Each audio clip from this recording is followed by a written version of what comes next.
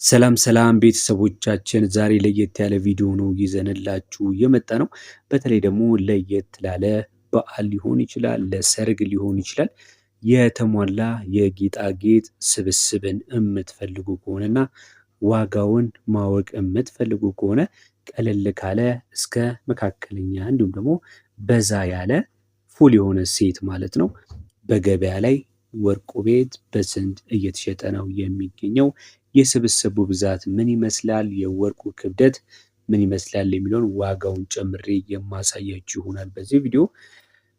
ለዚህ ቻናል አዲስ ከሆናችሁ ሁሌ እንደምላችሁ ቻናሉን ሰብስክራይብ በማድረግ እንዲሁም ላይክ፣ ሼር በማድረግ ቤተሰብ ሁኑ። አብዛኛውን ጊዜ እንደምታውቁት ከሆነ አንድ ሙሉ ስብስብ ከቀላልም መካከለኛም ወይም ደግሞ ከፍተኛ ቢሆንም ድሪ ይኖረዋል፣ ጉትቻ ወይም ኩሉ የሚባሉ ይኖረዋል፣ ቀለበትና አልቦ ወይም ደግሞ የእጅ አምባር ያካትታል እና እንደ አሁኑ የገበያ ዋጋ ዛሬ እንግዲህ የውጭዎቹ አዲስ ዓመት ወይም ደግሞ ጃንዋሪ 1 ነው።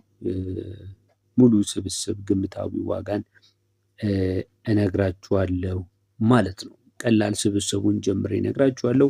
በመቀጠል ደግሞ መካከለኛው ስብስብ ስታንዳርድ የሆነ የዌዲንግ ሴትን ጨምሮ ማለት ነው። በተጨማሪም ደግሞ ከበድ ያለ የተሟላ ስብስብ ምን ያህል ዋጋ ሊያስወጣን ይችላል፣ እንዲሁም ደግሞ የሚካተቱት ምን አይነት ነገሮች ናቸው፣ ክብደቶችስ ምን ያህል ሊሆኑ ይችላሉ የሚለውን እነግራችኋለሁ ማለት ነው። እንግዲህ ሰርግም ቢኖርባችሁ እንዲሁም ደግሞ የተለያየ ፕሮግራም ታስቦ ከሆነ እንደዚህ አይነት ጌጣጌጦች ፉል ሴቶች ብዙ ጊዜ የተለመዱ ናቸው እና ይጠቅማችኋል ብዬ አስባለሁ። አሁን ቀጥታ ወደ መረጃው ነው የምወስዳችሁ።